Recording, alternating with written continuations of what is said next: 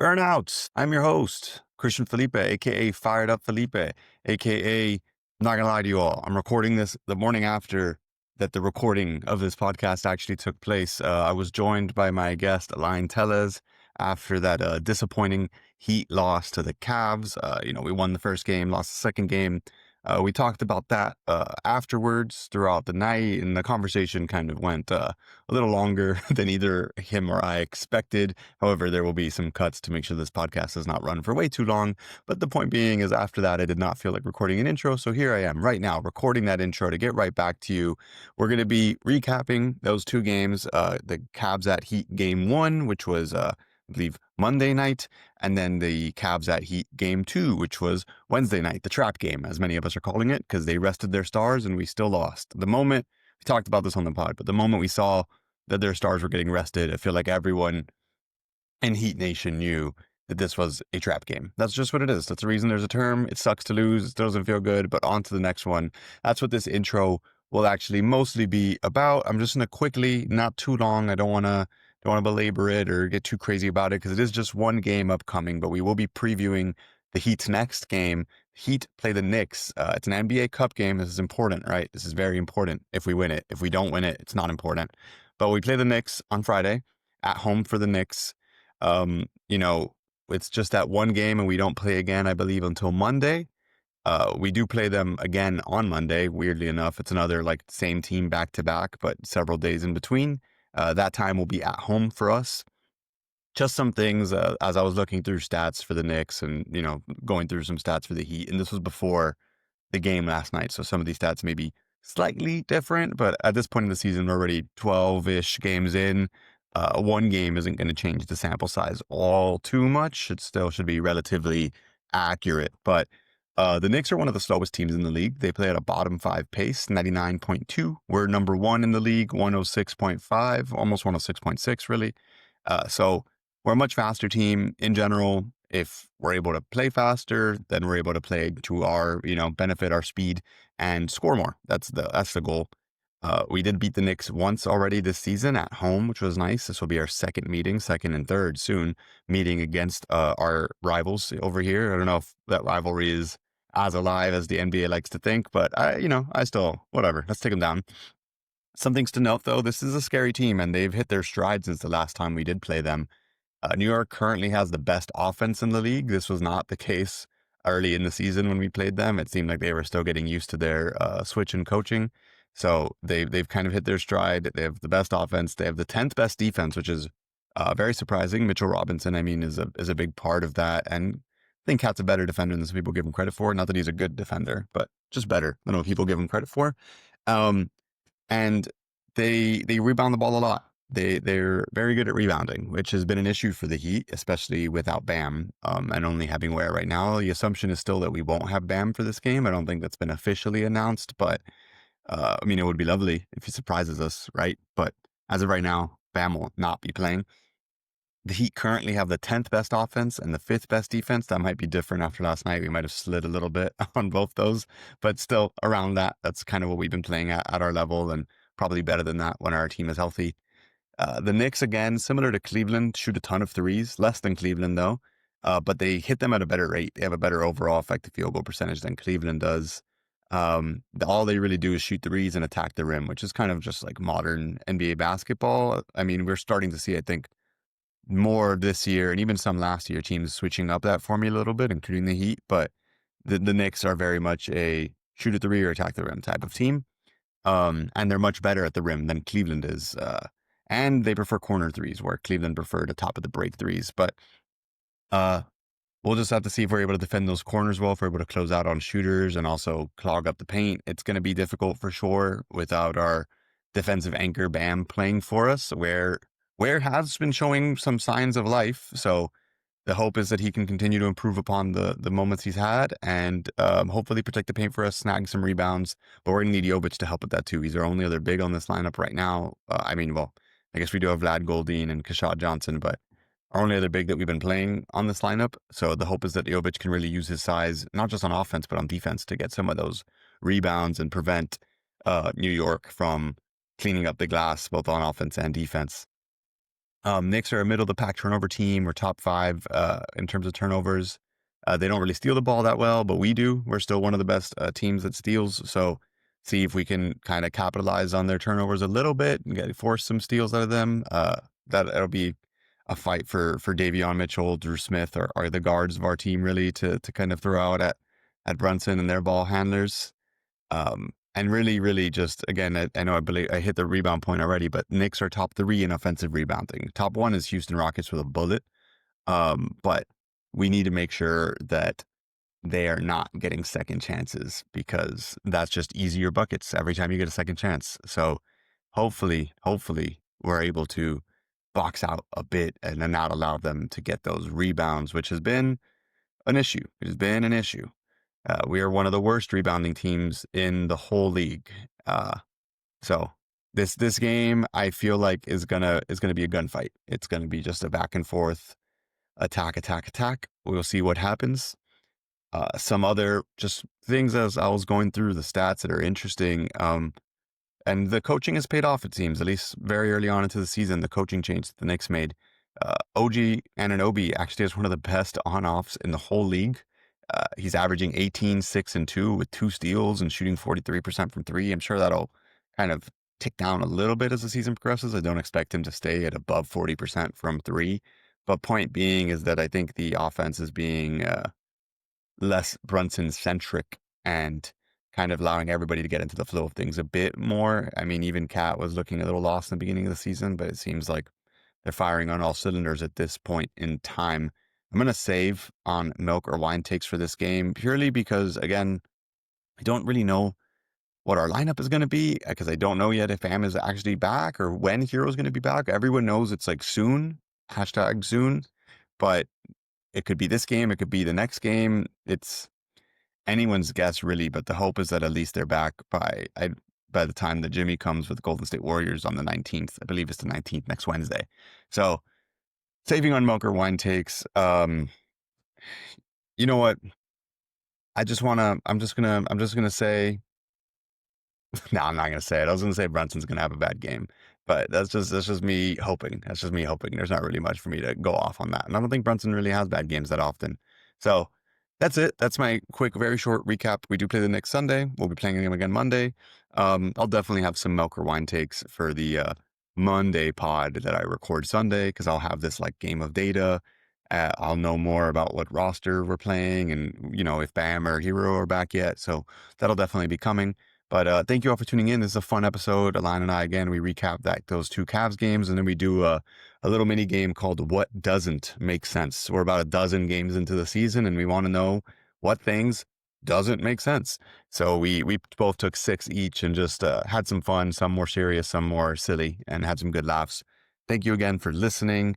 Make sure to like, comment, subscribe, leave a 5-star rating, review, share it with your friends, share it with your family, share it with everyone. Just even if they don't watch basketball, just share it with them. Who cares, right? Just kidding. Make sure to share it with the people who would care. But appreciate y'all. We'll get into all that after this.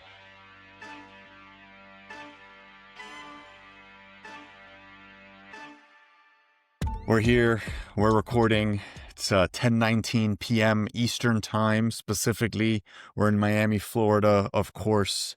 We just got to see, on a positive note, some very beautiful jerseys. Apparently, the top selling City Edition jerseys ever. That was mentioned by Eric Reed and John Crotty on the broadcast. But I'm joined here by Alain Tellez.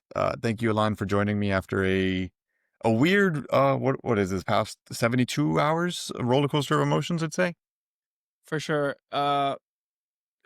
Always honored to be here. Thank you for giving me your platform. But yeah, definitely a weird 72 hours. I feel like I'd say even like a weird 25 hours, just to say. Yeah, because yesterday was still like just euphoria. Yeah, I was like, we're going to win the championship. Yeah. Jess hates it every time we win a game. For the listeners at home, for those of you who are listening who don't know me at all, thank you. And for those who don't know me at all, Jess is my girlfriend. Every time we win a game, I'm always like, baby, we're going to the finals. And she's like, not this again. I allow myself to feel the delusion after every win. And I come back to earth slowly, this time very rapidly, but Yeah. yeah.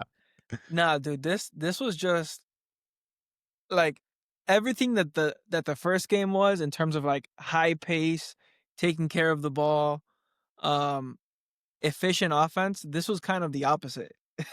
It it was odd because we scored 69 points in the first half, Right. and And then we barely scored over 100 after that. this was the first third quarter of the season. And I don't even a fart. Is that what you call a fourth quarter? That's just Yeah, after the turd. It's just a fart quarter. yeah. It was yeah. Just not good. So we'll avoid talking about the negativity. Well, too much of the negativity to start. We're Yeah, gonna jump into recapping game one against the Cavs, our first game at home against them. But before we do, just looking at these two games as a whole, quickly, if you had to say like your favorite and least favorite things you got from watching these games, just anything, whether it's a player, a specific moment, or just a feeling, even really, just yeah. Definitely favorite is seeing how Khalil Ware's development has gone because even in this game where yeah, it still wasn't the best, you can see him giving an effort and also like I'd say that that's the bright spot out of these two games is against a team that has two good bigs. Even though Mobley didn't play today, I'd say that Khalil kind of held his own against each of them in each night. yeah. Where was a only a -2 as opposed to many of the rest of the team that's in the -10 and under range. So he Yeah, I'll agree with you on that. One of my big questions, which I'll continue to talk about as we get into recapping game one, after game one, was the question's never been, can Ware do this? The question is, can he does do he it want? consistently? Yeah, like Yeah, does it? can he have one good game and then have another good game? And Yeah, honestly, I even though it was a disappointing loss, he did. He had two good games in a row, which is a very low bar to set. Can we have three? That's but the that's how you start. That's how you start. I Yeah, yeah, wrote in my notes, and this is again is skipping ahead, but in for my game two notes, there was a point where I'm like, I want a Ware rebounding highlight tape. Because some of the times when he skies up for the rebound, it's just beautiful. he's like he's picking an apple from a tree. Like it Yeah. looks like. The highest possible point of the rebound, he's all the way up there. He's not waiting for Yeah, yeah. anything. It's like No, I love that. So I'm gonna to pick something different. My favorite thing from these two games, I'm just gonna go with a moment, and I'm just gonna go with the ending of game one. It yeah. was just cinema. It's funny. It's funny you say that because knowing you, anyone who knows you knows how big of an Andrew Wiggins fan you are. Yes, yes. And the first thing I thought about when the dunk went in was not we won the game. It was That's Chris is gonna freak out. that's I'm so that is such a blessing to me. Yeah, for those who don't know, I mean Andrew Wiggins is my guy. He's always been my guy. I say it on almost every episode, and You might be like the only one that can say that. there is nobody, there's no one who can claim a higher level of fandom to Andrew Wiggins than I. There's just no one. But that the roller coaster of emotions of just that game alone it's just, I mean, honestly, it's my favorite Heat game of the season. So Yeah, that's my for sure. favorite. Just a hard fought win against a really good team that ends in a last half a second alley oop inbound catch by one of my favorite players ever. So that's my favorite. And I'll Yeah. just jump ahead and say my least favorite. This is a callback to Lenny on the last episode. These two in a row home at home games against the same team. He called it. There is no world. I think there's a percentage that he was trying to find somewhere, but pretty much more often than not, doesn't matter what teams are playing, what players play, they always split. Yep. And this was the basketball gods telling us, like, you can't win this game. It doesn't matter. Right. Right. You Right. just can't. So that was my least favorite thing. This in general. Yeah. I'd say my least favorite thing was just like the sloppiness Mm, of how it went. Like it kind of felt like they were kind of getting in their way the whole game. Or I'd say starting the second half, even though you can kind of see signs during the first half that they were like, yeah. this is a sloppier game than usual for the Yeah. by the Heat standard, especially this year's Heat standard. Yeah. I mean, we've had Um, some turnover issues, but I mean, we had 21 turnovers in this game. The last game we had 14.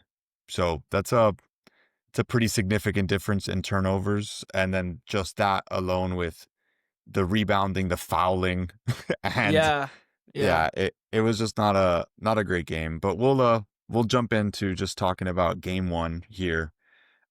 First and foremost, I do want to, while this isn't necessarily the most joyous moment, I am sipping wine. This white wine. It's not water or juice. I was considering just putting juice in here and faking Yeah. it, and one day I will. But And they'll never know.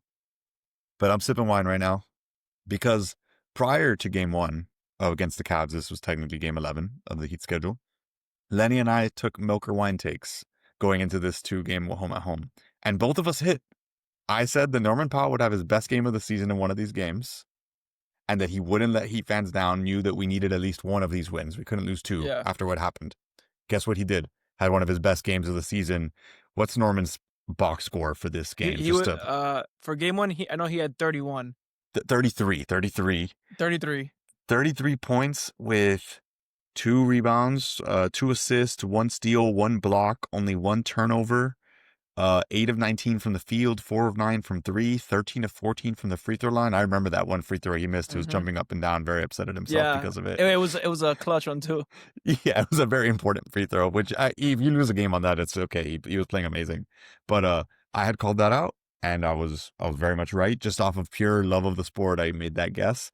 Yeah. And Lenny had guessed, which honestly, he's double sipping wine, that Ware was going to have a breakout game. And it seems like he almost, again, this is like, for our standards, I say game one is definitely a breakout game. This was a continuation, but him having 20 rebounds, 7 of them offensive rebounds, going 7 of 14 from the field, having an assist, a steal, a block. Yeah, I mean, I think that's a breakout game for Kalel. 14 points. He was good. Spo had said it himself. It was his best game of the season after game one. So I am 20 rebounds and being a force on the defensive in the paint. A force at the paint, and just look, an effort everywhere. I'm gonna show this picture, and when I clip this later, but the contest that Ware did on Mitchell's 3 to tie the game, he almost even hit it. Like there's only a moment, like a tiny space between his finger and where that ball would be. He almost blocked that shot, which, wow, if Khalil Ware would have blocked Donovan Mitchell's shot to end that game, I don't know. I said it on social. If he becomes a top 15 player, you have to call this the warehouse. Like you have to call, like, and honestly, he's become, like, he's not proved me right yet, but he's kind of getting there. Did you come up with this? Yes. And it's on the Burnout Basketball Instagram as proof. We're clipping this. Or was it on, I think it might have been a YouTube comment. It might have been a YouTube comment. It might have been a YouTube comment. Wow. Because I called him being a defensive force. We have to rename the Heat Arena to the warehouse. The warehouse. Even if he just like gets a good block in clutch time, like, welcome to the warehouse. Yeah. Like, not in my house, not in Ware's house. Exactly. Yeah. No, there's a lot of legs. This is an audition for the new Heat brought an announcer role. Yeah. That is wow. No, that is really, really good. I give you all the credit in the world to that. So just continuing on with this game, I just want to call out that Kenny Atkinson was crying about the free throw disparity, that we had so many more free throws than them, but which the refs obviously paid him off on the game too, because the free throw disparity was totally in their favor in the next game. But they shoot a ton of threes. They shot 65 threes in that game. We shot 36. So that means we're driving. We're shooting close range shots. You can't complain about fouls if you're not being aggressive. You just only shoot threes. It's like, yeah, sometimes you get fouled as a 3-point shooter, but like almost every defender is trying their absolute hardest to not foul 3-point shooters. Right. And what's interesting too, I looked, going quarter by quarter, but jumping into the third, that free throw disparity mostly came in the third quarter. We shot 14 more free throws than them, 41-27 in that game. 21 of those free throws came in the third quarter of game one against the Cavs. Yeah. So that was definitely, I could see why it would be annoying, but we were just driving at the basket. Yeah. But and it was everyone too. It wasn't even just like, So Like looking everyone through was my just being notes here, aggressive. I have all these names different color coded just to like kind of go through and I have a little system as to why they're all the colors that they are. But it's just a splattering of different names throughout. Like in quarter one, Simone had some nice shots. He had a corner three, got a sneaky cut to the basket.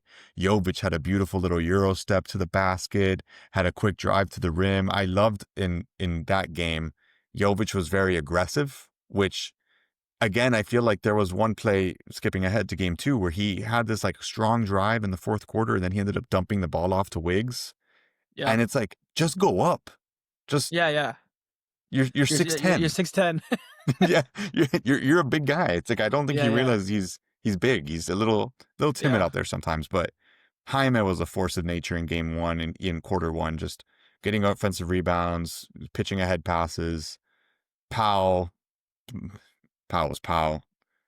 And then quarter two was really a a pretty interesting thing. We had a 30-point second quarter in that game. Yeah. We ended that quarter 62-53. It had been a close game in the first quarter, but it was just nonstop. Powell was playing amazing defense. Jaime was just a transition force. I mean, really, like as I go through, quarter two is where like Powell made his money. No, it was like in football there's a term of like playing a complete game, like a complementary game of like your defense, offense, and special teams like all working together. That's kind of like what happened here, where it's like you had whoever was on the floor was just feeding off of each other, Yeah, and no matter what, like you never really saw that like that pace drop down. no, It was just constant, like high efficiently, like the ball was flowing. they knew, they all felt confident in their decision making. There was a note I had here. There was one possession that it was like four passes that swing, swing, swing, swing, and Yeah, it ends up with Powell hitting an open three. And I mean, everyone does, right? Like those plays where you just see the defense scrambling and they're trying, but you can already look ahead and you're like, oh, they're gonna be like one guy yeah. late. There's just You're seeing like the guy in the corner that they're not seeing. yeah, it's like, oh no, they're not gonna get to him, and then Yeah, just yeah. swing over, boom, it's a shot. Because at the end of the day, like the ball moves faster than a person Right, does. right, of course. So if you're passing it with confidence and actually throwing that thing, like it's easy money. But yeah, man, Ware had some just great defensive possessions in that game too. The box outs, the skying for rebounds. That fourth quarter, I will say, the the cardiac the No, cardiac heat were back in full effect, and it wasn't even anything they did. But who was it on the Cavs? Was it that hit those threes all in a row? Merrill. Merrill. Yeah. No, we were talking about it this morning. Like once I saw him hit two, I was like, he's gonna go off. Just Yeah, because yeah. you've seen that like just flow state of shooters of like when they're in a rhythm, and it was literally spot up, boom, and I it's think like these guys practice this like that. I'm pretty That's sure it's just second nature. I'm pretty sure it was the second, if not the third one he hit, that it was like he caught the ball with his back facing the basket and he just like quick turnaround off Yeah, like one leg fade away, hit a three. And I'm like, flow okay. state. Yeah, Yeah, if you're feeling it. You're just having the yeah, best yeah. day of your life right now. And you can't really do it. Like we were playing defense. Right. And you know what? Even though I'd say after that, he didn't really have that much success. No. I think Eric Reed was like said a stat today that he was like 7 for 21 in the last 2 games from I mean, three. It's like you hit all of them the first game. it's just that's all it was. You just had your moment and then you cooled the Yeah. hell down. That's it. And But then back to earth, yeah.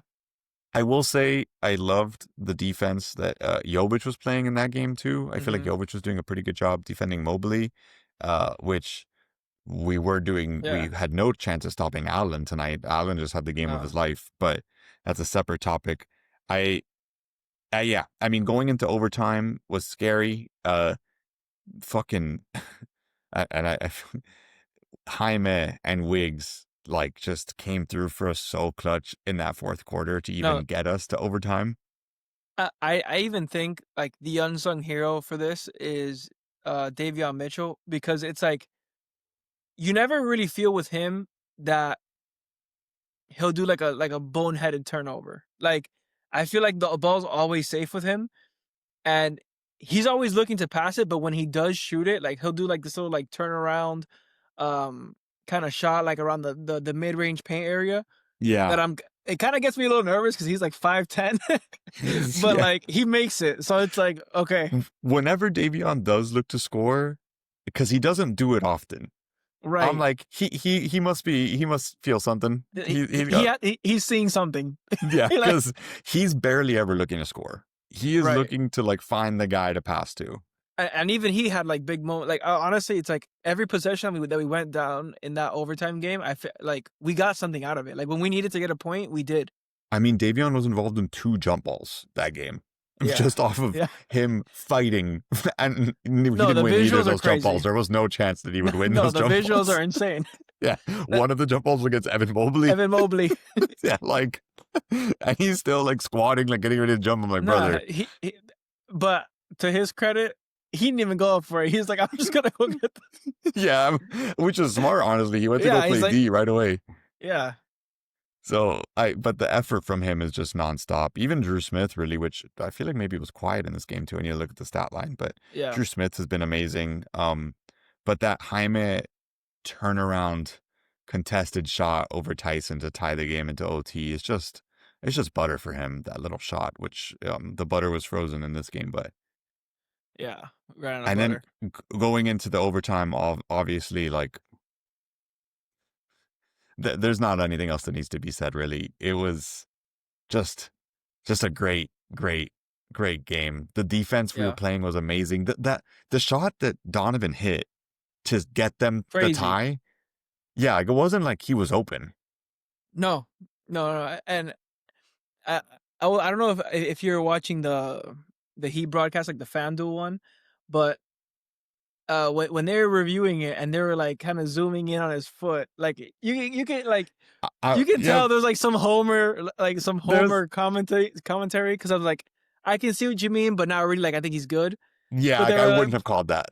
Yeah. I'm like, there's no way. Like, was he out of bounds? It's like, bro, he hit a turnaround 3 on Khalil Ware. Like even if he was. And I had rewatched that play over and over again because I was like, how did Donovan Mitchell get the offensive rebound? And then I realized that Ware was defending the inbounder. Yeah. So they inbounded it. Ware's on the strong side to Merrill. Mm-hmm. Merrill shoots a 3, misses it. So Ware's like still on that side of the court. Donovan's on the weak side, runs in to get the ball, and then literally just runs back out. Just like runs backwards back out and hits this. That's like a 1 in a 10, 1 in a. I mean, he's Donovan Mitchell, so like he can make shots. Yeah, and he's had those like playoff moments where he does stuff like that. But that's like, not an expected make. That's a prayer. No, of course. Which, a side note, but it was pretty widely talked about that night of game 1 of the Heat playing against the Cavs. That was like one of the best nights in like regular season NBA. In basketball. Yeah, just a bunch of game winners, a bunch of just really close games. Wemby hitting like 2 threes to seal a game. Just no, I saw in all of the good basketball, I saw a stat line that was kind of crazy. And I feel like you know which one it is. The Cade Cunningham stat? The Cade Cunningham 14 for 41. Dog, that is... If you have 41 shot attempts and 41 points, that's not good. But I will say, because it wasn't good on terms of percentages, right? But shout out to like 2000s basketball, because the Pistons were down a bunch of their players. Cade was one of their only like actual starters to play. And he pretty shout out much... for him. Shout out to him for hitting his free throws too, because he pretty much just said like, I'm gonna win this game. I don't care. I'm gonna just keep shooting, and if we win, we win. If we lose, we lose. Yeah, and sometimes that's what you got to do. If you're down your guys, you're Cade Cunningham. You have the green light. And it's not like he's not a willing passer. He passes the ball to people who are open. But if the best shot is Cade Cunningham taking a contested shot and it's a miss, but to shoot 40 plus shots in a game is just like 14 for 41 is diabolical. It is. That's a Kobe stat line. That's crazy.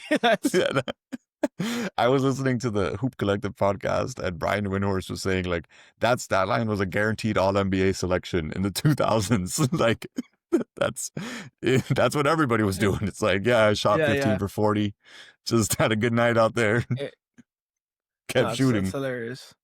Yeah, but Kid Cunningham, man, shout out to them for But getting that win against the Wizards, which isn't the best yeah, team, but they were hot and they were down a bunch of people, so that was just a fun night of basketball. But also want to mention one other thing aside from Wiggins and the beautiful, beautiful pass by Jovic, who deserves all the credit in the no, world to get that. I don't know if you saw the breakdown of that play. Yes. I don't know why they had Mitchell on Jovic defending the inbound. So my guess, because that's what some people were criticizing, and that Jovic was saying even that they should have had a bigger guy on him to prevent him from doing the inbound pass. My Yeah, guess is that they wanted Mobley in because he's one of the better defenders to guard the and paint. and to guard the paint, but which they ended up not guarding the paint. Right. But I also think people aren't giving the play enough credit because the whole point No, of the play was that it was a fake. of It was like a course. double fake. No, no, not you had so much movement happening to where like I think it was Norm and Davy. I want to say Davion. Davion set the screen Davion for set the Wiggs. screen. Who Was was the Hawkes the other? one who was Hawkes Might the have other been person who was Hackers. in? I think it might have been Might have Hawkes, been. yeah. But both of them move, so you take two defenders that have to chase those. So it's at this point, it's like it's a 2-on-2. And the defender who's guarding Davion wasn't paying attention to the fact that Davion was setting a screen for Wiggs because of the fact that Davion's the person they are least expecting to Right. get the pass. So they're not looking at Davion. They're not paying No, any attention to him. but take all that aside. The pass by Nico putting it on the rim, like on the lip of the rim, Kiss the rim. was it like Wiggs didn't have to do anything. No, he just He literally grabbed that. Like, which I mean, Wiggs getting up there, dude, like, oh man. no, no, the emotion in the arena erupted because that for us that doesn't usually go our way, and it's like okay, No. we're going to second overtime. Yeah, I was ready for second overtime. I was Yeah. very ready for second overtime. I No, had almost, and I'm glad I didn't, walked away from my computer to go get a drink. But then I'm like, let me just, Spo's done some stuff before.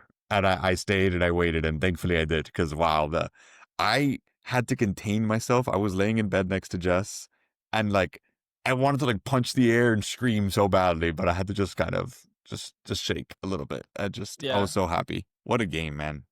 nah, And in terms of just like freakish ability to do things, because putting the ball precisely where it needed to be from Jovic is just it yeah, showcases the talent these people have. Did you see the full court shot that Luka Doncic hit?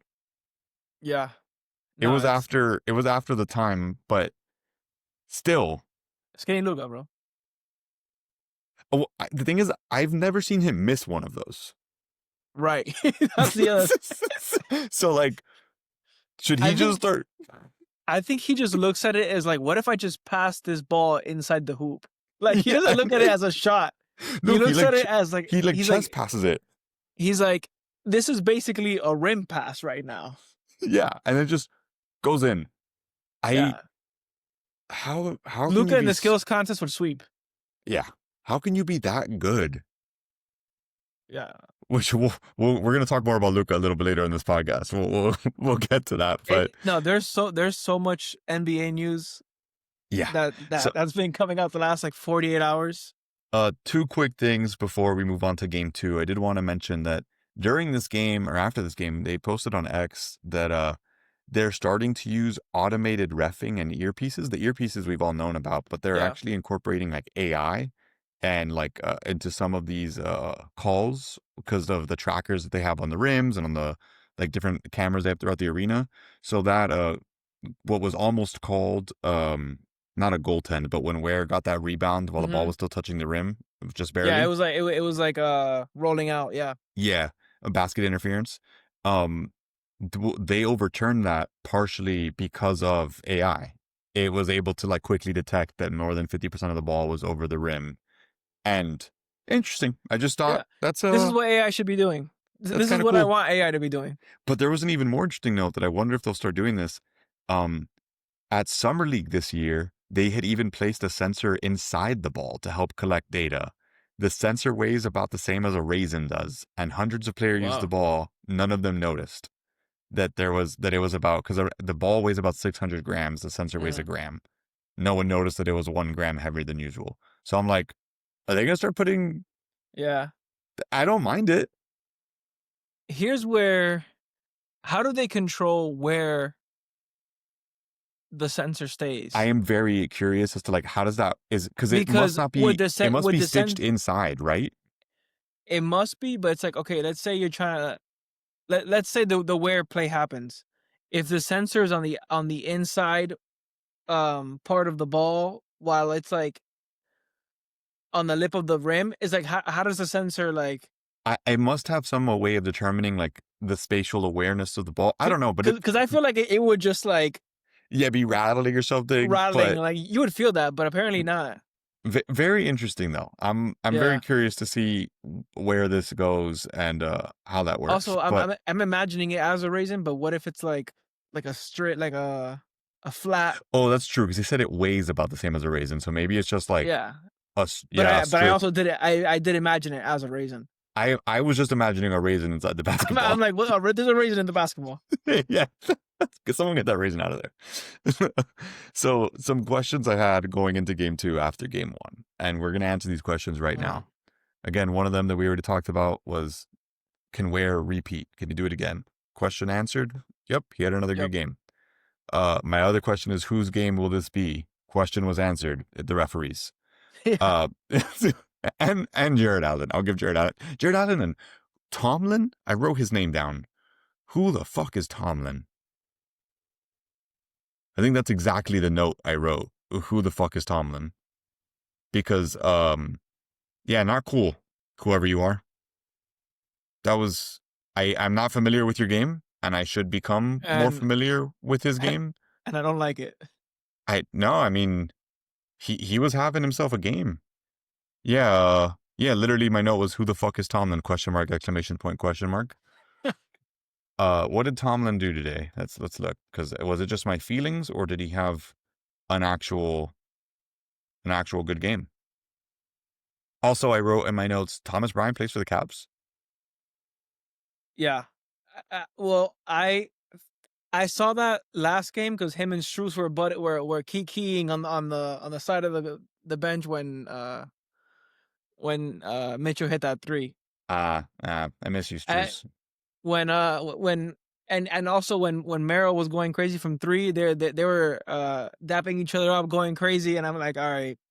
All right, all right. Yeah, Tomlin was the second highest plus minus in this game. He was a plus 20. He had 9 points.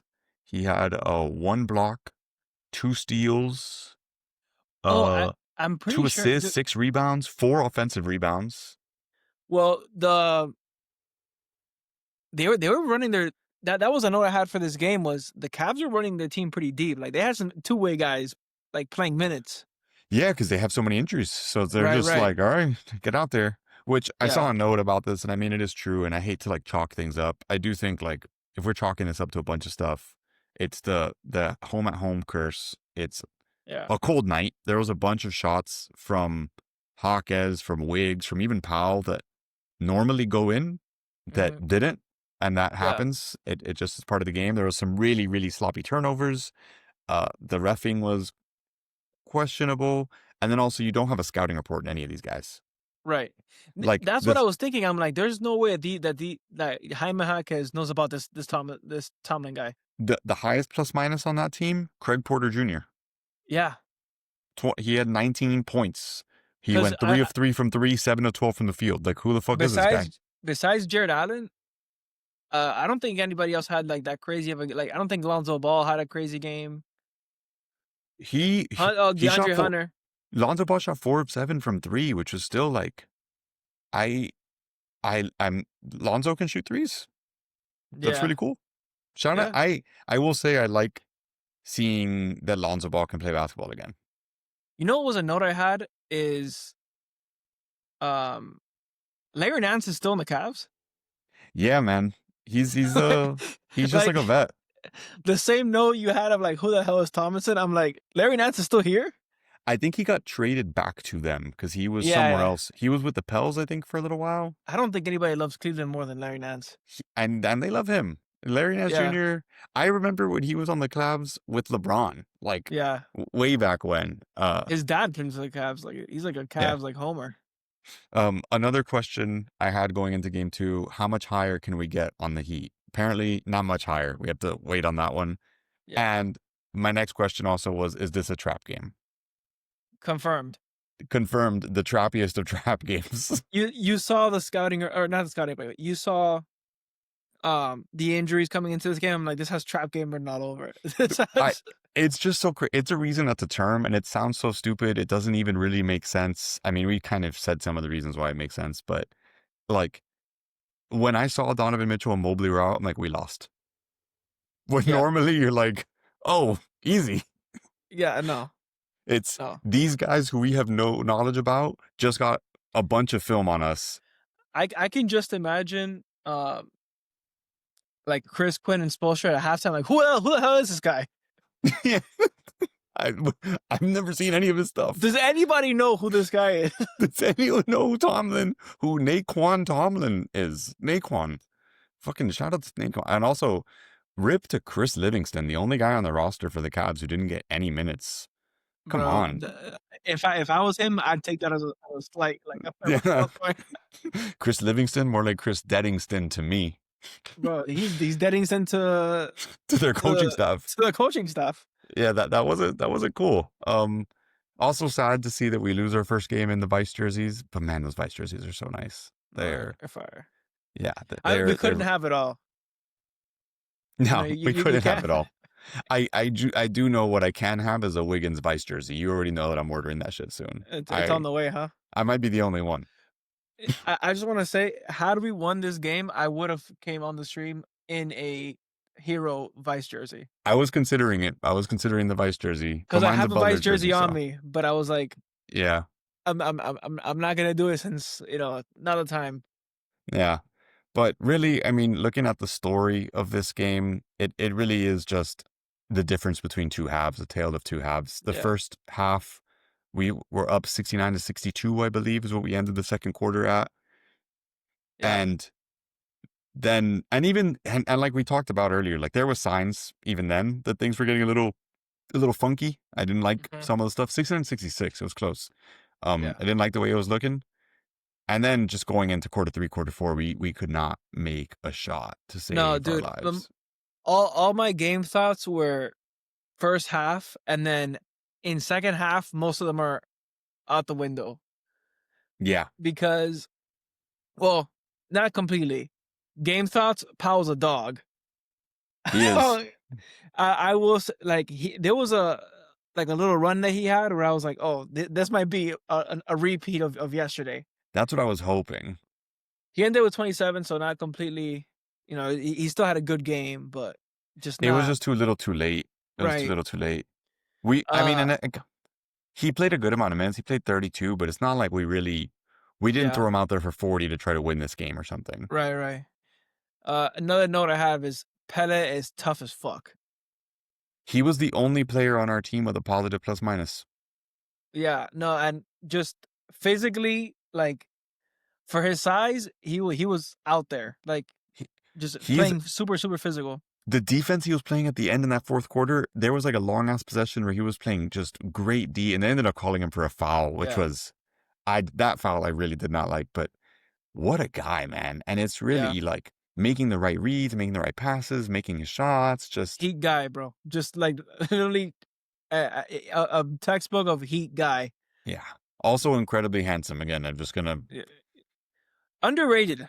If we're talking, best looking in the league, no one talks about him. But Lenny and I were talking about this a bit. We need to. I haven't like thought about or redrafted like a handsome list of NBA players in a while. Pelle Larson is he's creeping up. We're gonna need to find a pocket of time when there's not a lot of Heat games going on to do this draft. Maybe All-Star weekend. Maybe you do an all handsome team. Yeah, I mean, you're right. That's actually probably the play during that week off. That sounds like a fun one. Something else I got from the game was the importance of, we're going to need to get Kalel involved early to get him engaged. Yeah. Because when he's engaged, it's a totally different story. Like, you see like the difference in like his body language, like how he acts on defense. Yeah. It's like you need to get him that ball ASAP. I mean, which Larson did a great job of Yeah, finding him for those easy lobs early. Just because you could tell the difference. I was like, yo, he's starting off this game like hot. Like you can see him kind of like getting into his rhythm. they And need to practice that lob with him more in practice, practice, yeah, because I mean, Larson did it perfectly, but there's been some, even in this game and in other games, where I feel like they don't know how high they can throw it for him because they can get and pretty up there. the answer is almost to the top of the backboard. Yeah, like Like, he can get up. He has hops, like a lot of right. hops. I did want to, I mean, Ware in general, he had one play where he drove to the basket, which I've been missing. He had a bunch of that in preseason, and he hasn't really drove hard for a layup or a dunk in a while. He didn't end up in a dunk, and ended up in a, I think it was an and one for this game. But seeing that was nice. He also hit his first three in a while this game, which was Yeah, also nice because he was on a cold streak of cold yeah. streaks. And there was a play in the fourth quarter when I thought that there was maybe a chance that we'd come back, where he knew he had a mismatch in the post and he demanded the ball and Powell gave it to him and he just scored Mm, real easy. And that's another thing in this motion offense, which I can imagine as a young player is probably hard for him to like get a hold of. I feel like you definitely need a certain like, comfort in the NBA to understand this offense and how to like where to be. But yeah, if he finds someone smaller on him, like where, I need you to just take it to him. yeah. Having the confidence because the ball is moving no matter what. It's like if you're saying I have a mismatch, like give me the ball right now. It's like make it known, like Yeah. because they're moving that ball around like with or without you like demanding it. And the issue too that was happening, which I don't know if it was part of the game plan or what, and this was an issue in the Hornets game too until they made an adjustment, but Ware wasn't spacing the floor that much. He was staying under the basket for, I guess, trying for for offensive rebounds or for those quick passes. But because of that, Allen was able to hang out and be just an incredible Yeah, paint disruptor. I mean, he actually, surprisingly, Allen checks out of this game with 0 blocks. But didn't feel like he, it. yeah, it felt like he was everywhere. Just you were just scared of driving into the paint with him there. So I think being able to space the floor and knowing when he should be out to drag that center out of the paint is nice. And if they dare you to shoot, they dare you to shoot. It's another reason we're missing Bam right now because Jovic is like our other big. And Jovic went 0 of 3 from three this game. Hawkes also can't really space the floor. He went 0 for 4. So we went from having like 4 to 5 shooters on the court to like sometimes there was only like 2 guys out there who could really like reliably shoot the ball. So Yeah, it did feel, and I think that affected Jaime's game too. He couldn't really drive to the same way he likes to because the paint was clogged. Allen was just there. And it yeah. was reminiscent of when like playing against Wemby. He didn't want to drive in on that either because, I mean, obviously who does? No, of course. But overall, I mean, you chalk it up. It was a bad game. We committed so many fouls. We had Yeah. 29 fouls to their 21 fouls, but a lot of ours resulted It in was free timely. throws. Yeah. It was Yeah, they a had timing 15 thing too. offensive rebounds to our 9 offensive rebounds. Um, we shot 94 shots in this game. They shot 104. So the Yeah, other the team took 10 difference. more shots than you. That Yeah. shit happens. Yeah. So overall, I mean, even now as we've like talked about it and come off of it, I don't feel as I'm okay.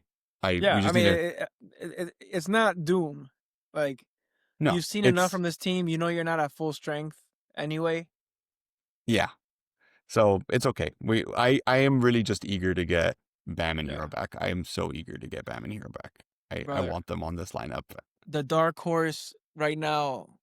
The egg right now is being warmed up by the dragon, and that Yeah. is Casper Siakashonis. I When he I gets here in this offense, I can't wait to see what he does. I do think that whenever it happens, I think it'll be fun. I think it'll be fun. I also think that his connection with Ware is going to be way better than what most people have. And this offense plays to his strength. Like Yeah, that is true. he's kind of like Davion, but just bigger and can shoot a three. Like in terms of like he's looking to pass the ball. He's looking to like, and you know what? That probably was like a big determining factor in why the Heat went after him, knowing they were going to play this offense. They were Yeah. like, we're gonna need a point guard who's gonna like And, fit in with this. and whether it's now or the future, but either way, I'm excited to see eventually some Kasparis minutes. Yeah. Before we move on to a last segment here, I do want to do a quick game of buy, hold, and sell. So Okay. just looking at some opponents that we played against, obviously the same people in the Cavs, just whether you, based on what we've seen in this quick game sample size, are you Hmm. buying stock? Are you holding? Just, not sure. Or are you selling off stock? We're going to start off with Donovan Mitchell. And I mean, I could buy all the stock of Donovan Mitchell. I'm Yeah, just, I was gonna say it's like he erupted. He had a yeah, game. He would have been a game winner on us. Like I will yeah. never not buy on Donovan Mitchell. I'm buying Donovan Mitchell stock until he's on the Heat. That's my Yeah, him hitting the Dwayne Wade style freaking Euro is like on us. yeah. Come on. Um, Evan Mobley. I'm gonna go ahead and say I'm also buying stock in Evan Mobley. I've been an Evan Mobley doubter. Uh, Hmm. but besides the fact, and again, this is an important thing. I know people might not think this is important, but besides the fact that he's also really handsome and jacked, and also with some people, like Jalen Duren has this quality about him too. The sweat like glistens off them. It makes them look like it's just weird. They don't look tired. They just look even better when they're sweaty. Yeah, It's a yeah. very Like unique it's like trait kind that of like some Rocky people. Balboa. It's kind of like you're Yeah, just like glistening the right way. not everybody has that, but he has that. Yeah, you're That's not sweating important. profusely. You're just like you worked up a sweat. Yeah, exactly. Whereas like Shea just doesn't sweat at all because he's a lizard. Right. He's too Um, cool. he's too cool. Yeah, Evan Mobley, I'm buying stock on that, man. The defense, the fact that he could shoot threes pretty confidently, he was like a big reason they were in that game, that first game to begin with. Yeah. No, I agree with you. I think he's one of the more skilled big men in the league, and yeah, I'm buying on that. DeAndre Hunter, honestly, I think I'm selling stock on it. I don't know. He was he was a -7 in that game, and in this game, he was a +4. I mean, they won by a lot. There was people who were a lot more than him, but the 3-point shooting is really bad, and I don't know if this is just a streak for him or what, but he went 1 for 5 in this game, 2 of 8 in the last game. Um, that's not what you want to see, you know? No, no, I'm just looking over the stats right now. Uh, no, I think I agree. I think there's better, especially around the league. There's better forwards you can get. Yeah, I feel like they brought him in expecting him to really make a difference for them. And maybe he will. Maybe it's just, small game sample size, right? But um oh yeah, he's having a very cold dip in 3-point shooting this year. That's Yeah. interesting. So looking at his stats from last year, at Atlanta, he shot 39.9% from three. And then in his 27 games with the Cleveland Cavaliers last year, he shot 42.4% from three. This season, obviously, Mm. the only 8 games he's played, he's shooting 29% from three. So Yeah. How much of that is just like beginning of the season? You're still ramping it up. yeah, because like throughout his career, he's pretty much been at around like that 38. Yeah. That's what seems like where he kind of plateaued at. So yeah, maybe we saw the worst of him, and that's why I'm feeling a little low on him. Yeah. But and then Lonzo Ball, I'm buying stock on Lonzo Ball. You know, I was gonna say hold. I want to see how this works when Darius Garland comes back. I That's a good point. This team with those three guards, and given he's been playing off the ball more, lately in his career, but off the bench he was solid for them today. I'll say like He's a good defender. He's a good playmaker. He's a smart guy. I mean, he was a no, I number one mean pick for a reason. yeah, I mean his shot is really what kind of like plateaued for him, but But if he's he's a hitting pass threes first now, point guard. Yeah. No, yeah, a pass first point guard. I think the injuries also like really ruined him in terms of like he was a good defender too. Like he defends well. yeah, no, I mean, he genuinely, I mean, when he had his limited stint with the Bulls, they were looking pretty decent with him. Yeah, But then his knees decided to not exist. So there's not yeah, really much else you could do. Also, I want to say I'm selling stock on Darius Garland, and part of it's just because I don't like how he made fun of Tyler Hero after the playoffs last year. But also part of it's like, is this injury thing just going to be always for him? Because, yeah. and that sucks. I'm not rooting for injuries, but he just got back and now he can't even stay on the court. Right. The best availability. It's true. It's true. And that leads us to our last segment for this. What doesn't make sense? We're about a dozen games into the season, 12 games in for most teams. The Heat just played their 12th game. And we're wondering, what doesn't make sense? We're going to go back and forth. We're going to pick 6 things each. What's your first? We'll just hit these kind of quickly and talk through them. But what's your first? What doesn't make sense to me 12 games in is how fast the Heat have been playing. Yeah, it doesn't. Because as a life, and we say it, and I feel like maybe the listeners don't get it, but this is not the Heat's identity of basketball since I've been a fan. Never.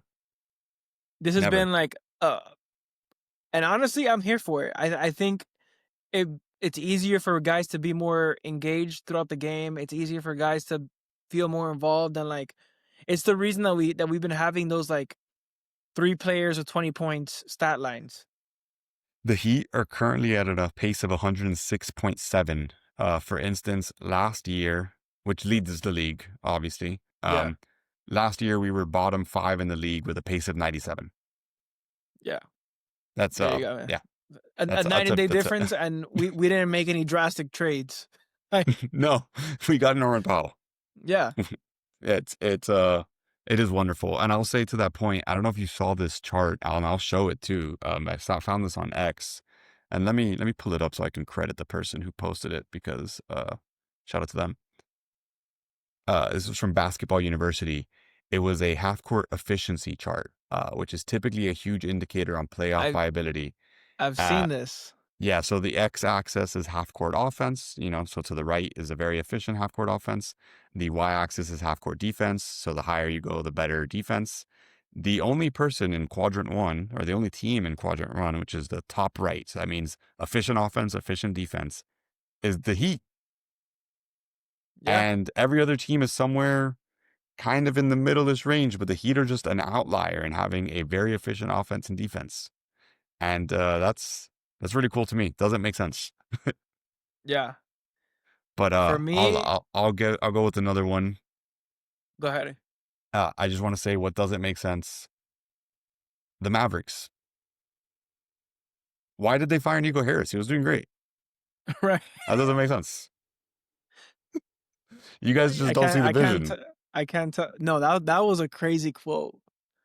Like, to say, I'm glad you guys are starting to see the vision, and you got lucky to get the first pick overall. That's not a vision. You can't put, like, you don't plan that. No, like, that was his vision. That was, yeah. The Mavericks are playing terrible basketball. They are, by far one of the worst teams in the league. They have the worst ranked points per possession, the second worst field goal rate percentage. One of the highest turnover rates. They're just not a good basketball team, and it sucks for them to have to hear fire Nico chants while Cooper Flag is at the free throw line out of a close game. Yeah, that's not fair to him. It's not fair, and it's good that they fired Nico Harris. That it does make sense that they fired him. I'm being sarcastic. Right. It makes the most sense in the world. In fact, what doesn't make sense is that it took them this long. Honestly, they probably should have fired him like a day after the Luka trade. Honestly, they should never let that happen. But I don't know what doesn't make sense is that they had to sign off on that. The owner doesn't know anything. He said that you need players to have a work ethic, and then he listed players with work ethic, and Shaq was one of the names he listed. And then he didn't list Dirk, who's one of their Hall of Fame players who is known for yeah. Okay, I'll go with this one. What doesn't make sense is that Joe Mazzulla isn't leading our military. I don't know if you I wasn't expecting that one. I don't know if you saw the clip, but Derek White was on I think it was Derek White was on a podcast, and he was talking about this preseason practice that they had where Joe Mazzulla was just playing gunshot noises and like I did. battlefield noises throughout He said a it was for whole a while practice. too, right? It was like for like 30 minutes. It was just a That's loop. And I wonder if you can get PTSD from practice. Because I don't think he knows he's a basketball coach. no, I no. think he thinks that he's like a general. Yeah, I love him. I And hate you that I know what? love him. This just makes me appreciate Jason Tatum more, because without Jason Tatum, you're realizing not only is he way better than Jaylen Brown, like not only that, because you're seeing Jaylen Brown like kind of cook on his own, and you're like, what the hell's happening? Like he's getting like his barber paint on guys' t-shirts. That was gonna be one of my what doesn't make sense is Jaylen Brown's hair. That's it doesn't make sense, brother. Stop. No, Stop painting your I hairline. think Patrick Beverly said something like, if he does that to me, I'm having him sign it. Like I'm having him sign the smudge. That would be Because really that's that would be really good. but no, Joe Mazzulla, I mean it's a shit show there, and I'm here for it. They're they're realizing that Tatum took them to a championship and Mazzulla really wasn't. But it's also they just don't have the guys they had before. Like you had Kristaps, you had a whole team. Yeah, no, Like they completely like sold their team. Which I mean, like that's the cap, yeah, the cap ruined your team. so that's your second. What doesn't make sense or your third? Yeah, that's my second. Okay, so for my and I did I had the Mavericks as my first. Okay, so my second. Uh I'm gonna go with the Oklahoma City Thunder being this good despite having injuries throughout their whole roster. They haven't had a healthy team yet. They've had a lot of players miss games. I'll tell you right now, Shea has played every game, of course. Chet has only played 8 of their 12 games. Aaron Wiggins has only played 9. Lou Dort has only played 7. Alex Caruso has only played 8. Isaiah Joe has only played 7. Um, J Dub has not played 1 game yet this season. Their second best player on the team has not played a game yet. Yeah, there's only 3 players or 4 players on this team who've played 12 games. Jason Williams, AJ Mitchell, which shout out to AJ Mitchell, Isaiah Hardestein. He legend. Yeah. and Shea Gilgeous-Alexander. Yeah. Which by the way, I heard this earlier today, which this should be another what doesn't make sense in and of itself, but I'm including it in here. Shea Gilgeous-Alexander right now has the 3rd most consecutive games with 20 plus points. Do you know how many games he's had in a row in history? Do you know how many games he's had in a row with 20 plus points? How many? 84. Jesus Christ. 84 games in a row with 20 points. Do you know who's above him? Oh. Wilt Chamberlain. That's it. Just Wilt Chamberlain twice, because Wilt Chamberlain had a 92 game streak and a 126 game streak. But there has never been someone with a higher streak of 20 plus game points besides Wilt Chamberlain. That doesn't count. No, yeah, I'm calling cap on Wilt Chamberlain. That doesn't make sense. 126 games, by the way, Wilt Chamberlain with fucking. Yeah, I mean, hey, Shea might get it. He's 84 games down. Mind you, he's sitting 4th quarters right now. He's not even playing 4th quarters because they're just beating the brakes off teams. Yeah. You just put him out there with any random 4 guys, and you're gonna win some basketball games. Yeah. He's averaging right now 32 points on 51% shooting from the field, 36% from 3. He has 6.4 assists, 1.3 steals, 1.1 blocks a game, 5 rebounds a game, plus minus of 11. He actually just passed our boy Jaime Jaquez with plus minus. Yeah, man, I love that guy. All right, yeah. What's next? What doesn't make sense is that we are the deepest team in the league.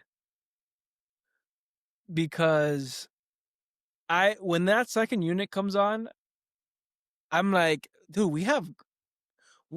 It's the fact that we're not even at full strength yet, and No. it's like, it's not like, oh yeah, like the guys who we're missing are like bench guys who are like key role players. No, we're missing guys who are like could be starters.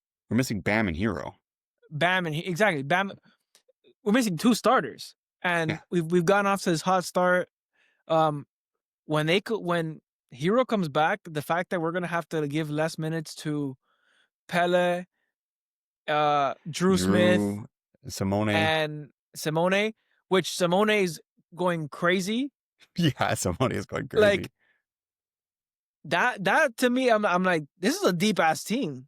It is a very deep team, to be honest with you. It is, I would say, they're the And I deepest team in don't. the East, but Who do you think it's, is who do you think is deep? Well, I'm just going to go with Oklahoma City because yeah, they, but it's like, are they deep or is it just shy?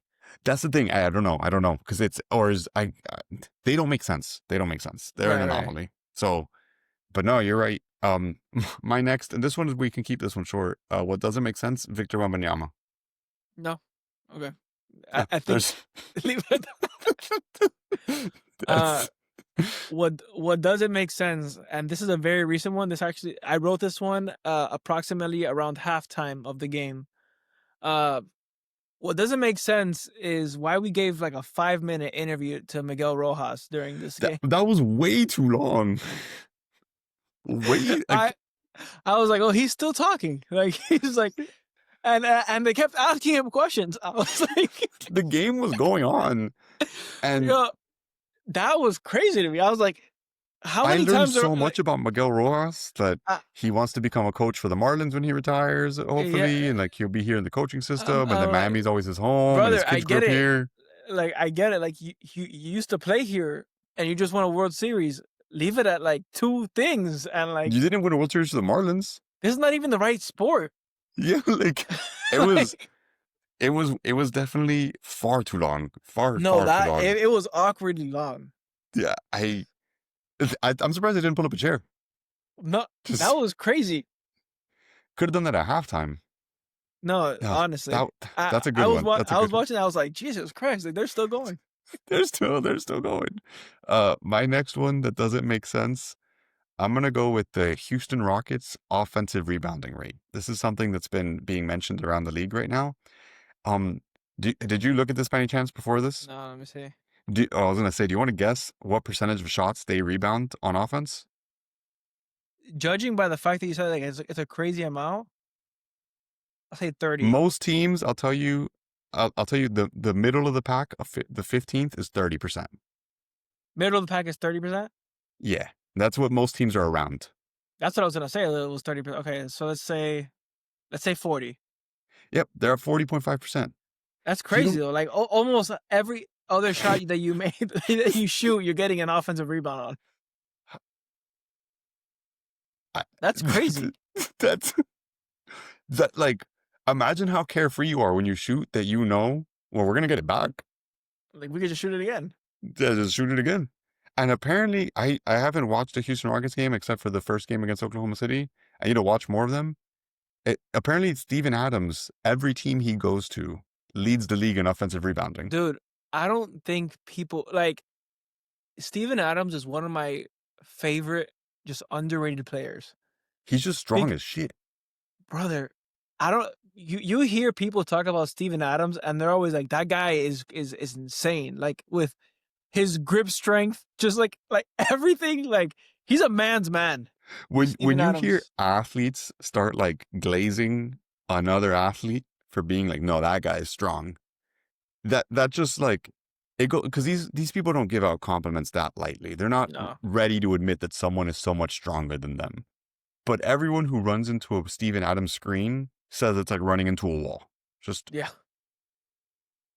this guy is just he's Kiwi, right? He's from New Zealand. He's from New Zealand. By the way, the youngest of 18 children. Yep. I knew he had a lot of siblings, but the youngest of 18? That's not a typo? Nope. And And I know one I of his siblings is an Olympian. yes. I was looking it up because I had seen content around Steven Adams before. Because, like, I'm telling you, it's like Oh my Steven God. Adams is you know how? Did you ever play that Look, game in high school where you just started naming NBA players and see who would like give out first within your friend group? yeah. Steven Adams was one of those guys for me, like back in 2016. Like, Yeah. He was more low key. Look up Valerie Adams, his sister. Just look up a picture of her. let me see. The strength doesn't run it runs strong in the family. Just Let's see. Jesus Christ. yeah. He's Tongan. Oh, he's Tongan. Yeah. It's like he's like doing the haka and shit. His dad Yeah. was English, and I think his mom was Tongan. His Yeah, dad was that's he was like in the English Navy. Jesus Christ. So he was like yeah, she's a gold medalist shot putter, by the way. So just yeah. yeah, just a lot of strength. That's crazy. Okay, Yeah. that was your fourth. I'll hit you with my fourth. Actually, no, that was my fourth. Houston Rockets. Your fifth. Yeah, yes. What doesn't make sense to me is how, and I'm gonna say this, and I want to keep him. I want to keep him. But what doesn't make sense to me is that Chris Quinn hasn't had like a head coaching job, I or at least I like more attention. Like I've only seen his name a couple of times get mentioned, but yeah, like I, he's been drawing up these beautiful plays, and I feel like he's had the experience. Like he's been on one of the top coaching staffs. I think this will Starting, be the year we lose him. I was gonna say I think so too, because if our offense remains, even though the guy who brought the offense was the guy from Memphis, Yeah, the roast. um,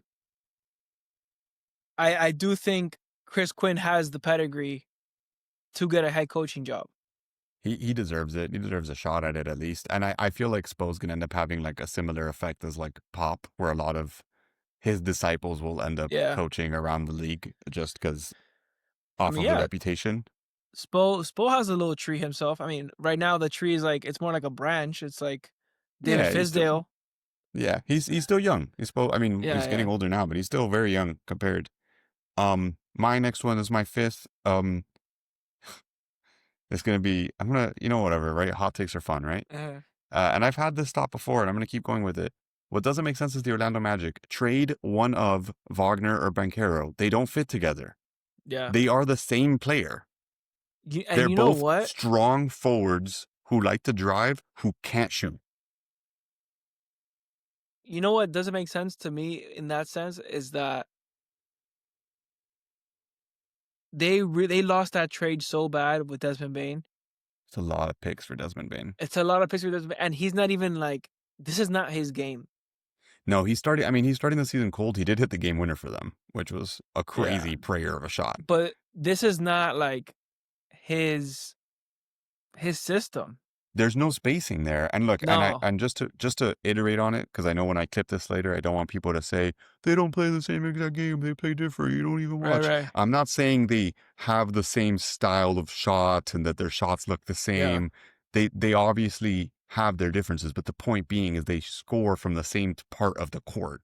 right. Paolo and Franz do not shoot from threes, and they both are pretty much fours or Mm-hmm. big threes. They Yeah. play the same position. Mm-hmm. And they're both, I don't know who you would, I'm not a Magic fan, so I don't know who they love Yeah. more, but pick one. I'd probably say they're probably gonna keep Paulo. Yeah, I think so. Even I though I think he has think the some higher people, the higher ceiling maybe, but like maybe some people think Wagner might be better. I don't know. yeah. But the point is, you could probably get something really good for them. Maybe, I don't know. I know it's a hard thing to make. You never want to like trade one of your children, I guess. But yeah, I don't know. I don't feel like that team's construction is Yeah. good. They Dude, need a, that led me to another thing that just doesn't make sense, and it's the Memphis Grizzlies offense and like that whole drama with John Morant. I don't get. They're John Morant is in the corner for a lot of the game. And he can't shoot. No. And if I'm a defender and saying and you're putting John Morant in the corner and I don't have to worry about him running around, thank you. Yeah, Memphis has a bottom 5 offense and a bottom 5 defense right Like now in the league. that offense that this like European coach is bringing over is not it, bro. But I don't know if it's just they don't like They don't have buy-in. I know they've had injuries too, like a lot of injuries. Some of the players are starting are not very good. And for some reason, the coach continues to not start Cedric Howard, even though he looks really, really good. Jaw's also just like shooting abysmally. Yeah, I don't know. I also don't think they need to trade him yet. I think it's too soon. And what are you trading him? Like he's at his value at its lowest it's ever been. You trade him now, what you Yeah, get, you know? Which brings me to trade talk. You know what doesn't make sense? That fucking trade you sent in the text chat earlier that was today. And not I me. know it wasn't your trade, but the trade that you screenshotted and sent of us sending, what was it, Tyler No, that Hero? was not me. That was George. Don't Oh, get George me. sent it. Yeah, Oh, yeah. I literally said I quoted it with, I don't know if it's me, but I'm not doing that trade. no, it's Tyler Hero, Khalil Ware, and I think Terry Rozier's salary and a pick Yeah, for for Anthony Anthony Davis, Davis. which not even like No, I a think non. Norman Powell they included in the fucking trade. Yeah, it was a non-healthy Anthony Davis, which I don't know if you've seen Anthony Davis recently, but I'm starting to think the Tyler problem. Hero, Norman Powell, Khalil Ware for Anthony Davis and Jaden Hardy. Get the Yeah, fuck out of get here. out of here. What? No, I'm not trading Powell for anybody, no. first of all. And that's first. He's untouchable. But Powell is a heat lifer now. I don't No, care. no. But I wanted to get your I had a couple other takes on here. Okay. It's Wait, heat is that was specific. my sixth or fifth? I don't know. We're good. I just want to get you like just your quick thoughts on this, and they're heat specific. But I think sixth man of the year is Jaime to lose. I agree, and I don't think he's getting the hype yet. I'm not a better, but I feel like that's a valuable bet. I think I how mean, he's what playing. he's I mean, doing. today he didn't show up, No, it's a bad but game for him today.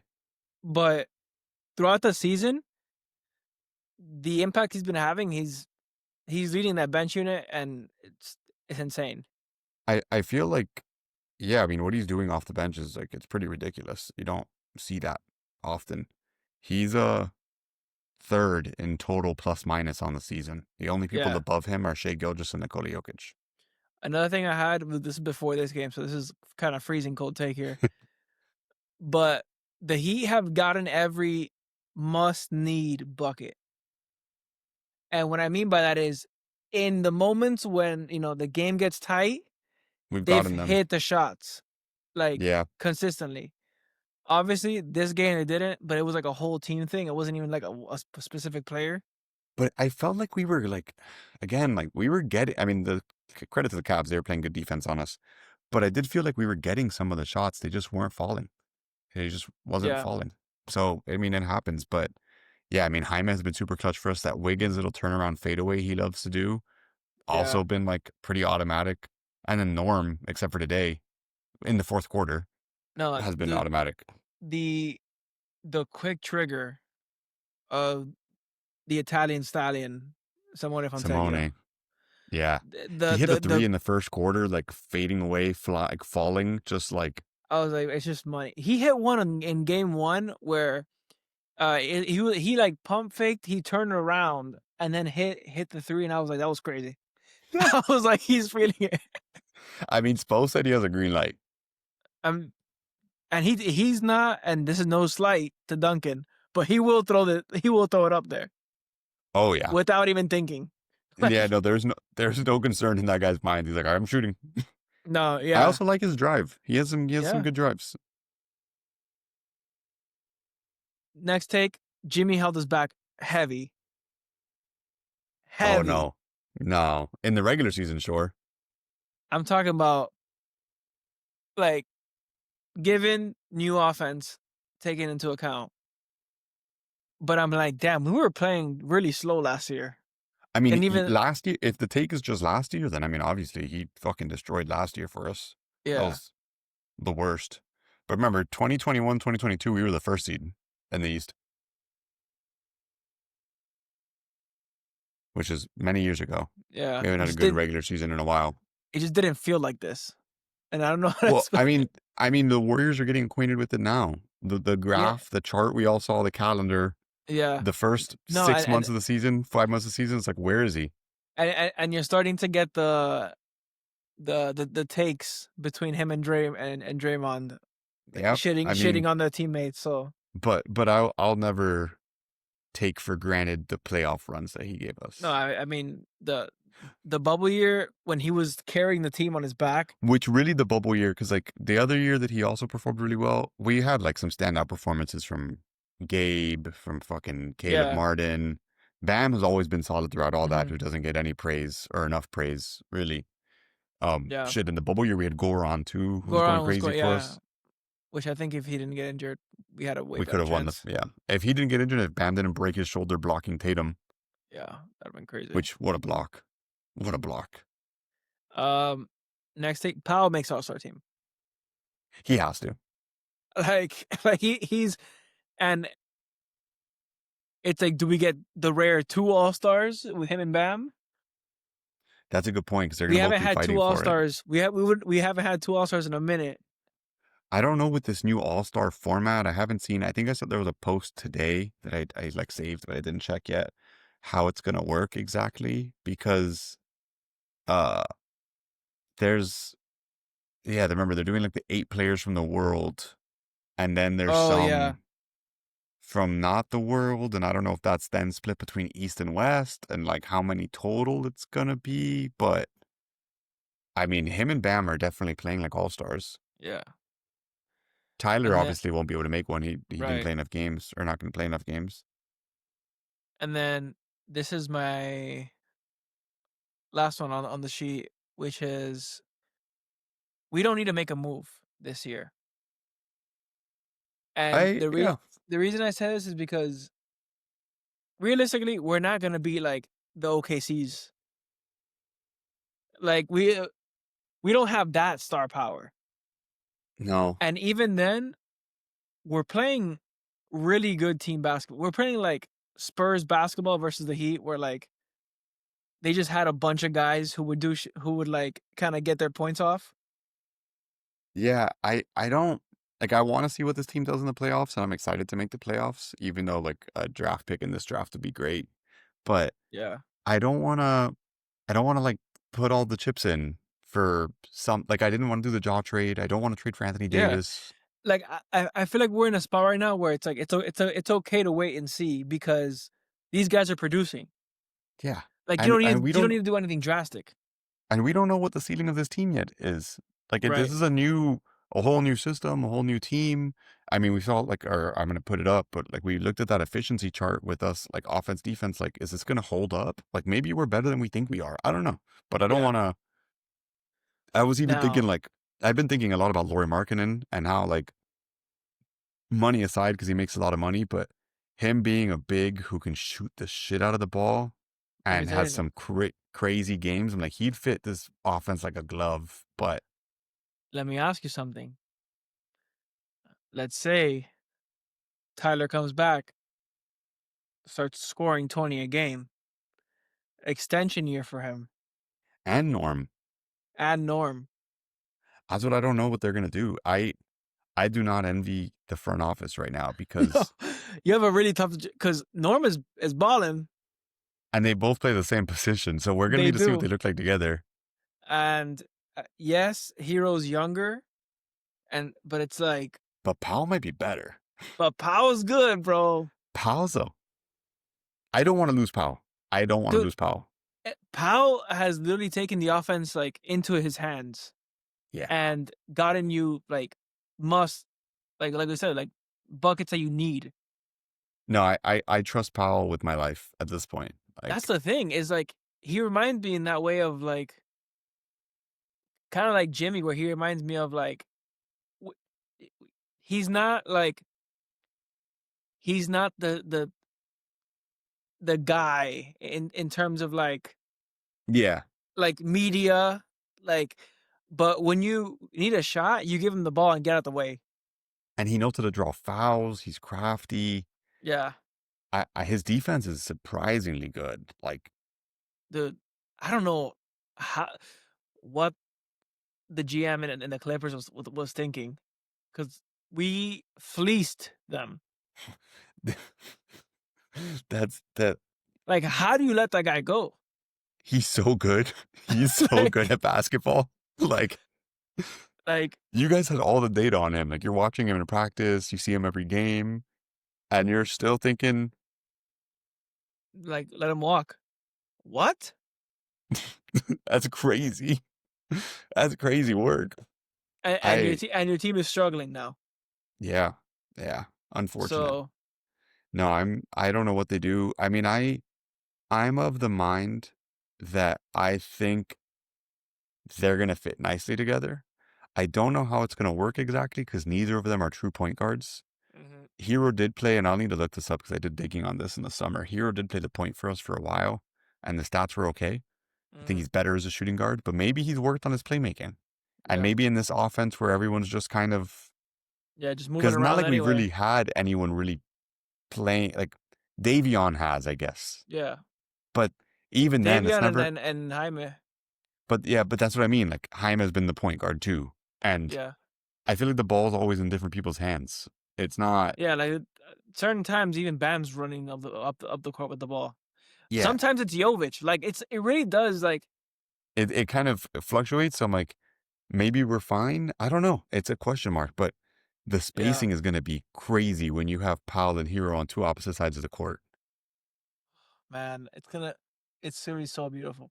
because it's going to open up driving lanes, It's gonna the be. kick, I'm imagining and they're both Jaime. snipers because I'm Hero's a imagining sniper. Jaime running down the court. He has Powell.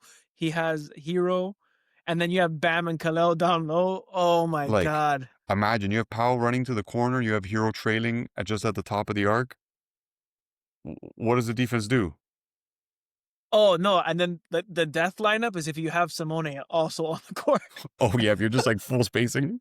if you're like pick your poison, it's Or, I like mean, Larson's been shooting the shit out of the ball too from three. bro, Bam's. I feel like Bam started off the year with that corner three like on fire. Yeah, no, Bam's three is there. Bam's three is there. It's like That's what I damn, mean. Like the spacing in this game we just saw was so much worse because we didn't have yeah, all of that. Like you're relying on Jovic, who's a streaky 3-point shooter.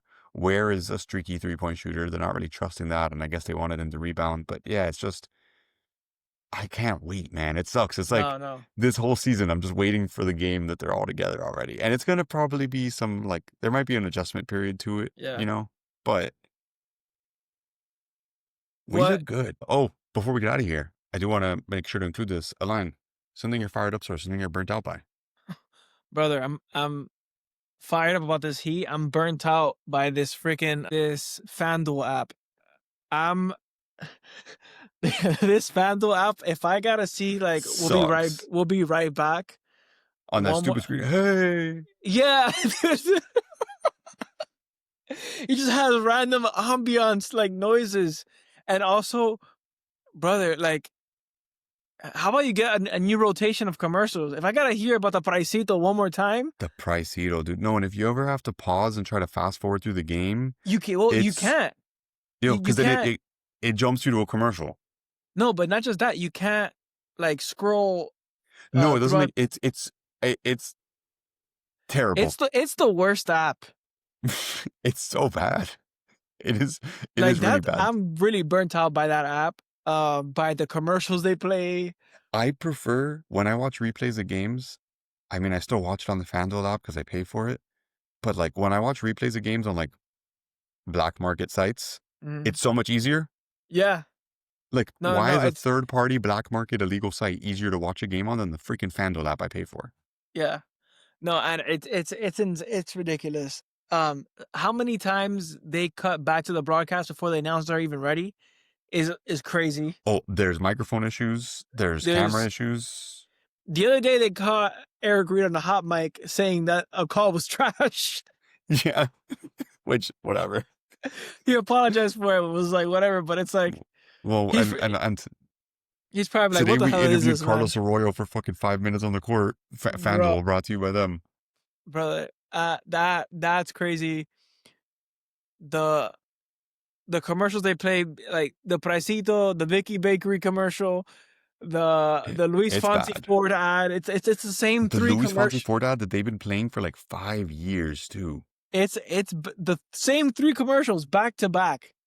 Like I already know that when we go to a TV timeout, the Pricito's coming. Get ready for your pricito. You Like think I could pay everyone for know, a TV? bro. That's the worst script. In Miami, you know where to find your abuelito, and you know where to get your Pricito. What is that, bro? No one calls it. Stop me trying to make pricito work. It's like just so because I'm in Miami, I know where to find my abuelito. And like, Like stop trying to make Pricito a thing. it's not. No one has ever said that. No, I I get it. It's the smallest price, but like that's it. whatever. That's it. That's it. No, it's Like, terrible. Well, that would have been one of the things that like if we were just talking about would have never made it past the internal. no, no. That wouldn't have made it past the doc. It's like it would have been like a joke, been like, "Oh, I wrote this thing like pricito," and it's like, "Oh, that's funny." It's like, the smallest price. You get it? Yeah, it's funny. All right. Anyway, yeah, next. then what else you got? Yeah, that's. Yeah. Oh wow. Okay, no, you're spot on. I'm gonna just say I'm fired up for this weather. Big fan of the weather. It's like in the 50s. Haven't been able to 60s. enjoy it that much. Shout out to my ankle giving out on me, and shout out to George for forcing that. Have you had the windows open at least? I have not, but you know what I have been enjoying is not having to put the AC down. So saving a couple extra dollars on the light bill this month. Turning I will off be enjoying the AC, and I've for the past. I mean, after today, we probably won't be able to anymore because I think it'll be a little bit warmer, like in the 70s. But the past 2 days, I just had the windows open in the house. Yeah, Just airflow. It's nice wonderful. little breeze coming through. And then what I'm burnt out by, since I don't have anything top of mind, I'm just gonna say I'm burnt out by my own sleep schedule because I lack discipline and I hate the idea of sleep. That's what I'm burnt out by. Yeah, you know what? Hell yeah. Because I know damn well that some nights I'm like, I should go to sleep right now, but I'm like, I don't want to. But you know what? If you sleep, you're a quitter. That's what I'm saying. Like I'm quitting on the day. You're bowing out on the limited time you have on this earth. Who are you to tell me that I can't stay awake? Yeah. Who are you to tell me I need 8, 7, 6 hours? You don't 5 know is me. fine. You don't know my story. I think I'm like on the past 3 nights I've like slept 5 hours each night. You feel good. And I'm still here. You just Do feel I like different, bro. randomly twitch sometimes? Does like parts of my body hurt more than they should? Whatever. Who doesn't? You sleep 8 hours and you still twitch. Nah. Yeah. I feel great. Yeah.